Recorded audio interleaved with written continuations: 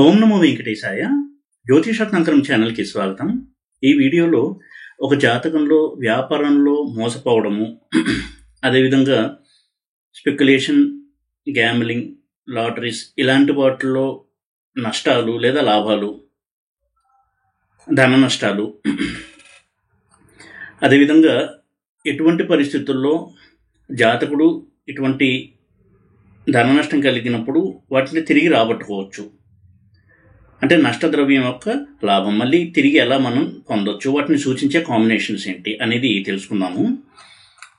మొట్టమొదటిగా వ్యాపారంలో మోసపోవడం అనేటువంటి విషయానికి వచ్చినట్టయితే ఆర్థిక పరంగా కూడా మోసపోవడం ఎలా తెలుసుకోవచ్చు అని కనుక చూసినట్టయితే స్టడీ చేయాల్సిన ప్లానెట్స్, హౌసెస్ రాహువు, కేతువు, శని ఈ ముగ్గురిని ప్రధానంగా మనం స్టడీ చేయాలి. అదేవిధంగా లగ్నము, లగ్నాధిపతి, 5th house, 5th lord, 11th house, 11th lord, 12th house, 12th lord, ఈ హౌసెస్, ఈ ప్లానెట్స్ని మనం స్టడీ చేయాల్సి ఉంటుంది. ఆ గ్రహాల యొక్క దశలు వచ్చినప్పుడు ఇటువంటి సంఘటనలు జరగడానికి అవకాశం ఉంటుంది.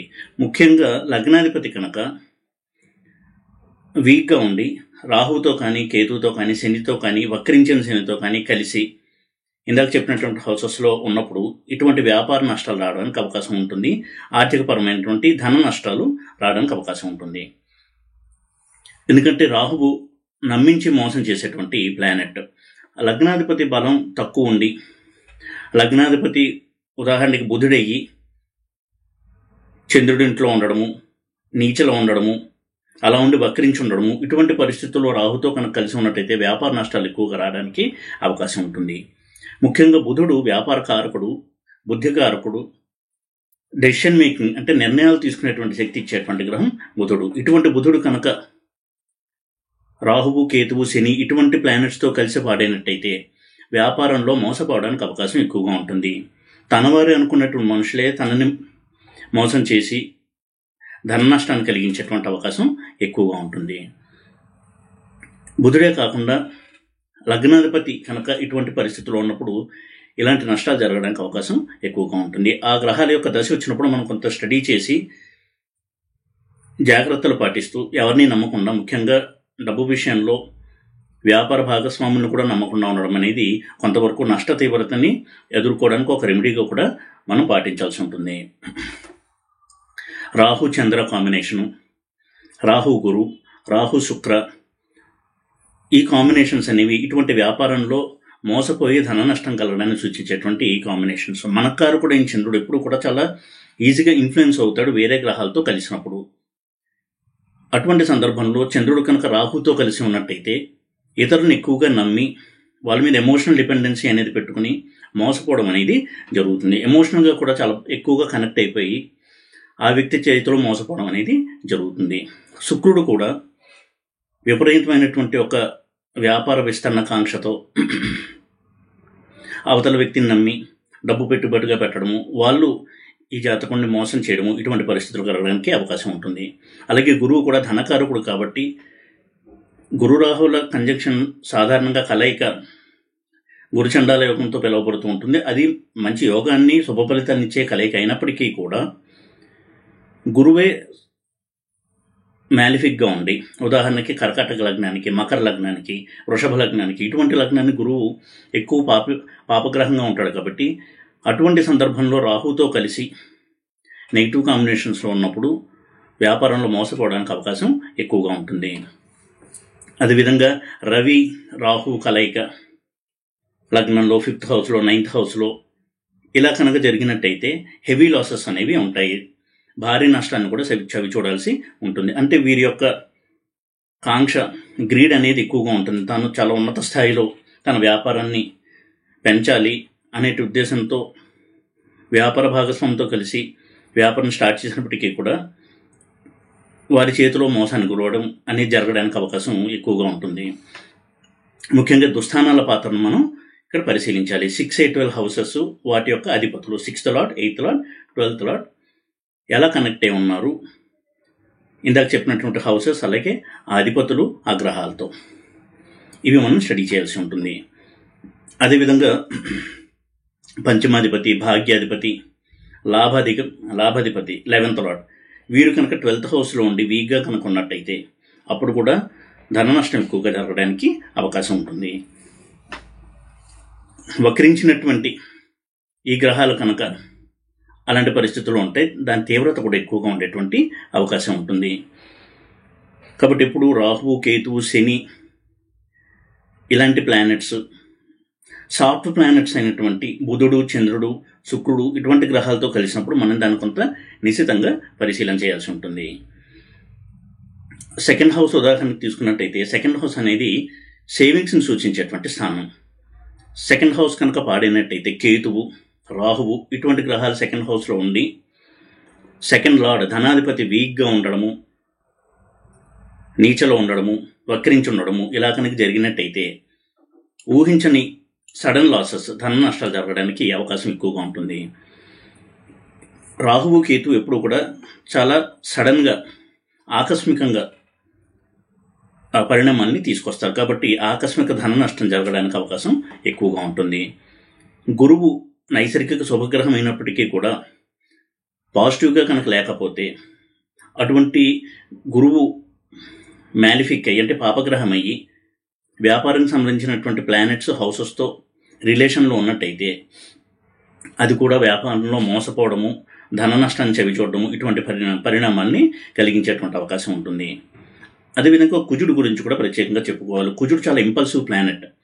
ఏదైనా సరే చాలా త్వరగా నిర్ణయాలు తీసుకోవడము, అవతల వ్యక్తిని, బిజినెస్ పార్ట్నర్ని చాలా త్వరగా నమ్మడము, వారిని నమ్మి వారికి పూర్తి బాధ్యతలు అప్పగించడము ఇటువంటివి చేయడం వలన కొంతవరకు తీవ్ర నష్టాన్ని ఇచ్చేటువంటి అవకాశం ఉంటుంది కుజుడి దగ్గర ఇటువంటి ఒక ధోరణి అనేది ఉంటుంది. చాలా త్వరగా వాళ్ళు ఆ బిజినెస్ పార్ట్నర్ నమ్ముతారు, వారికి వచ్చేటువంటి నష్టం కూడా చాలా తీవ్రంగా ఉండేటువంటి అవకాశం ఉంటుంది.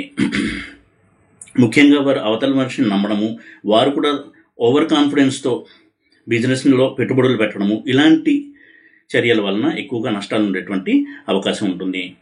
కుజరాహువులు కలిసి సెకండ్ హౌస్లో ఉండడము, 5th హౌస్లో ఉండడము, 11th హౌస్, 12th హౌస్ ఇటువంటి హౌసెస్లో ఉన్నప్పుడు ఆ హౌసెస్ యొక్క లార్డ్స్ అంటే ఆ స్థానాధిపతులు కనుక బలహీనంగా ఉన్నట్టయితే నష్ట తీవ్రత అనేది ఎక్కువగా ఉంటుంది. శనికేతువుల కలయిక, శనికేతువులు కలిసినప్పుడు కూడా ఈ స్థానాల్లో ఇటువంటి పరిణామాలే చోటు చేసుకోవడానికి అవకాశం ఉంటుంది. శనికేతు, శని రాహు, కుజరాహు ఇవన్నీ కూడా, కుజకేతు ఇవన్నీ కూడా తీవ్ర నష్టాలని చాలా సడన్గా ఇచ్చేటువంటి కాంబినేషన్స్. శనికేతులు కలిసి ఉన్నట్టయితే వ్యాపారం దివాలా తీయడము, లేదా వ్యాపారం చాలా తీవ్ర నష్టం రావడము, అప్పుల ఊబిలో కూరుకుపోవడము, తనని వాడుకుని ఇతర వ్యాపార భాగస్వాములో లబ్ధి పొందడము ఇటువంటి పరిణామాలు అనేవి ఉంటాయి. ఇక ఒక్కొక్కసారి గ్యాంబ్లింగ్, లాటరీ ఇటువంటి వాటిలో లాభాలు వస్తాయి లేదా అని చూడాలి అని మనం కనుక పరిశీలించినట్టయితే చంద్ర శుక్ర కాంబినేషను, గురు చంద్ర combination, 5th lord second lord, 5th house second house ఇవి మనం పరిశీలించాల్సి ఉంటుంది. అలాగే అష్టమ స్థానము అష్టమాధిపతి, పంచమ స్థానము పంచమాధిపతి వీరిని స్టడీ చేయడం వల్ల ఈ లాటరీ, గ్యాంబ్లింగ్, స్పెక్యులేషన్ వీటిలో ఎంతవరకు లాభాలు ఉంటాయి లేదా నష్టాలు ఉంటాయి అని మనం చూడాల్సి ఉంటుంది. ఉదాహరణకి చంద్రశుక్రులు కలిసి స్ట్రాంగ్గా ఉన్న, గురుచంద్రులు స్ట్రాంగ్గా ఉన్న, 5th lord, second lord, 8th lord వీళ్ళు స్ట్రాంగ్గా కనుక ఉన్నట్టయితే అలా ఉండి స్పెక్యులేషన్ కాంబినేషన్స్లో, లాటరీ కాంబినేషన్స్లో, గ్యాంబ్లింగ్ కాంబినేషన్స్లో ఉన్నట్టయితే అది వారికి కలిసి వస్తుంది. అలా కాకుండా వీక్ అండ్ నెగిటివ్గా ఉన్నట్టయితే తీవ్ర నష్టాలని చవిచూడాల్సినటువంటి సందర్భాలు ఎదురవుతాయి. ముఖ్యంగా రాహు కనుక ఇటువంటి కాంబినేషన్లో ఇన్వాల్వ్ అయినట్టయితే, రాహు కానీ కేతు కానీ నష్ట తీవ్రత ఎక్కువగా ఉంటుంది. రాహు యొక్క ధోరణి తప్పు డెసిషన్స్ తీసుకోవడం వలన, రాంగ్ డెసిషన్స్, తప్పుడు నిర్ణయాలు తీసుకోవడం వలన తీవ్ర నష్టాలను చూడాల్సి రావడము. అలాగే మొదట్లో స్పెక్యులేషన్, ఉదాహరణకి స్పెక్యులేషన్ చేస్తున్నప్పుడు మొదట్లో చాలా తీవ్రమైనటువంటి లాభాలు వచ్చి, చాలా విపరీతమైన లాభాలు వచ్చి అంతకు మించి నష్టాలు రావడము ఇటువంటి ధోరణిని చూపిస్తాడు రాహువు. కాబట్టి రాహువు ఎంతవరకు ఈ గ్యాంబ్లింగ్, స్పెక్యులేషన్ కాంబినేషన్ని ప్రభావితం చేస్తున్నాడు అనేది తప్పకుండా స్టడీ చేయాల్సి ఉంటుంది. అలాగే జెమినీలో ఈ హౌసెస్ యొక్క ఆరూఢాలని కూడా మనం స్టడీ చేయాలి. పంచమారూఢము, అష్టమారూఢము, ధనారూఢము ఇవన్నీ కూడా మనం స్టడీ చేయాల్సి ఉంటుంది. ఇవి స్ట్రాంగ్గా ఉన్నప్పుడు స్పెక్యులేషన్ని వారి ప్రొఫెషన్గా కూడా చేసుకోవడానికి అవకాశం ఉంటుంది. ఇక ఒక్కొక్కసారి డబ్బు వేరే వ్యక్తికి ఇచ్చి దాన్ని మళ్ళీ రాబట్టుకోవడంలో కష్టాలను అనుభవించడం అనేది చూసినట్టయితే, ఎటువంటి కాంబినేషన్స్ ఉన్నప్పుడు ఈ విధంగా మనం మనీ అనేది స్టక్ అవుతుంది అనేది మనం అర్థం చేసుకోవాలి. ప్లానటరీ కాంబినేషన్ సాధారణంగా 6th లార్డ్ 8th లార్డ్ కనుక స్ట్రాంగ్గా ఉంటే, ఒకవేళ డబ్బు వేరే వ్యక్తికి, వ్యాపార భాగస్వామికి ఇచ్చినా కానీ తిరిగి రాబట్టుకోవడం అనేది ఈజీ అవుతుంది. అలా కాకుండా 6th లార్డ్ 8th లార్డ్ కనుక వీక్గా ఉన్నట్టయితే ఇచ్చిన ధనం మళ్ళీ తిరిగి రావడం అనేది చాలా కష్టంగా మారుతుంది. అలా కాకుండా ఉదాహరణకి 6th లార్డ్ 8th హౌస్లో ఉండడము, 8th హౌస్ 6th హౌస్లో ఉండడము ఇలా కనుక ఉంటే అది విపరీత రాజయోగాన్ని సూచిస్తుంది. అటువంటి సందర్భంలో వారు ఒకవేళ డబ్బు వేరే వ్యక్తికి లేదా వేరే వ్యాపారంలో ఇన్వెస్ట్ చేసినా అది తిరిగి రాబట్టుకోవడానికి వీలుంటుంది. అలా కానట్టయితే ఒక వ్యక్తికి ఇచ్చిన డబ్బు మళ్ళీ తిరిగి రాబట్టుకోవడం చాలా కష్టంగా మారుతుంది. ఇటువంటి సందర్భంలో రాహువు, కేతువు, శని కనుక ఆ స్థానాధిపతులతో ఆ స్థానాల్లో కనుక ఉన్నట్టయితే అది మరింత కష్టంగా మారుతుంది ఆ మనీని వెనక్కి తీసుకురావడం అనేది. ఈ విధంగా ఈ 2 హౌసెస్ని స్టడీ చేయాలి. ఉదాహరణకి కుజుడు అష్టమాధిపతి, ఉదాహరణకి 8th హౌస్లోనే కనుక ఉన్నట్టయితే, కన్యా లగ్నము అష్టమంలో కుజుడు. ఇది ఒకవేళ ధనం నష్టపోయినా మరి ఒకరికి ఇచ్చినా కానీ మళ్ళీ వెనక్కి రావడానికి అవకాశం ఉంటుంది. కుజుడు అదేవిధంగా శని పాపగ్రహాలు అయినప్పటికీ కూడా స్వక్షేత్రంలో బలంగా ఉన్నట్టయితే ఆ ధనం అనేది మళ్ళీ వెనక్కి రావడం అనేది సులువుగా ఉంటుంది. ఈ విధంగా కొంతవరకు అన్ని కోణాల్లోనూ పరిశీలించాలి. ఒక వ్యాపారం చేసేటప్పుడు నష్టాలు వచ్చినా కానీ, ఇటువంటి డబ్బు ఇరుక్కుపోవడము ఇలాంటివి జరిగినా కానీ అన్ని కోణాలను పరిశీలించి ఎటువంటి బలాన్ని కలిగి ఉన్నాయి ఈ ప్లానెట్స్, పాజిటివిటీ ఎంత ఉంది, అలాగే నెగిటివిటీ ఎంత ఉంది, ఈ రెండూ కూడా మనం అంచనా వేయాల్సి ఉంటుంది. ముఖ్యంగా జాగ్రత్త తీసుకోవాల్సింది, బుధ మహాదశ నడుస్తూ బుధుడు కనుక రాహువు చేత ప్రభావితం అవుతూ ఉంటే, బుధ రాహువులు కలిసి ఉన్నా, వక్రించిన బుధుడితో రాహు ఉన్నా, నీచలో ఉన్న బుధుడితో రాహు ఉన్నా, అస్తంగత్వం చెందిన బుధుడితో రాహు ఉన్నా, వ్యాపారంలో మోసపోవడము, తీవ్ర నష్టాలు చూడడము, ఆకస్మిక నష్టాలు, అనూహ్యమైన నష్టాలు, అంటే ఇటువంటి లాసెస్ని వాళ్ళు ఎక్స్పెక్ట్ చేయరు, అటువంటి నష్టాల్ని వాళ్ళు ఎదుర్కోవాల్సి ఉంటుంది. రాహు ఎప్పుడు కూడా బుధుడితో కలిసినప్పుడు చాలా తీవ్రమైనటువంటి ఫలితాలు ఇస్తాడంటే వారి యొక్క డెసిషన్ అనేది బ్యాక్ఫైర్ అవ్వడము, ఫెయిల్ అవ్వడము, వారు తీసుకున్న నిర్ణయాలు బ్యాక్ఫైర్ అయ్యి నష్టం జరగడము, ఇటువంటి పరిస్థితులకు తీసుకెళ్తాడు రాహువు. అలాగే రాహు చంద్రుడితో ఉన్నప్పుడు కొంత జాగ్రత్తగా ఉండాలి. కుజరాహువుల కలయిక కూడా బిజినెస్, ఫైనాన్షియల్ కాంబినేషన్స్లో ఉన్నట్టయితే చాలా జాగ్రత్తగా ఉండాల్సినటువంటి అవసరం ఉంటుంది. కుజరాహు కాంబినేషన్ ఉన్నప్పుడు నష్టం అనేది చాలా త్వరగా ఏర్పడుతుంది, చాలా తీవ్రంగా కూడా ఉంటుంది. దానివల్ల ఒక ఘర్షణ వైఖరి, కొన్ని సందర్భాల్లో కోర్టు కేసుల్లో ఉండిపోవడము, కోర్టుల చుట్టూ తిరుగుతూ ఉండడము, ఫ్రస్ట్రేషన్ చాలా ఎక్కువ పెరిగిపోతూ ఉండడము, ఇలాంటి పరిస్థితులు కూడా ఉంటాయి. కాబట్టి కొన్ని పాయింట్స్ని ఈ వీడియోలో నేను ఒక ఓవర్వ్యూగా, బుల్లెట్ పాయింట్స్ లాగా చెప్పేటువంటి ప్రయత్నం చేస్తున్నాను. ఎవరికైనా సరే ధనయోగాలు ఉన్నప్పుడు, ధనానికి సంబంధించిన కాంబినేషన్స్, వ్యాపారానికి సంబంధించిన కాంబినేషన్స్ ఉండి అటువంటి కెరియర్లో ఉన్నవాళ్ళు ఇలాంటి ప్రాబ్లమెటిక్ కాంబినేషన్స్లో గ్రహాలు ఉండి ఆ గ్రహాల యొక్క మహాదశ కనుక నడుస్తున్నట్టయితే జాగ్రత్తలు పాటించడము, ఆ గ్రహాలకి సంబంధించినటువంటి రెమెడీస్ చేసుకోవడం ద్వారా చాలా మటుకు నష్ట తీవ్రతను తగ్గించుకోవడానికి వీలుంటుంది.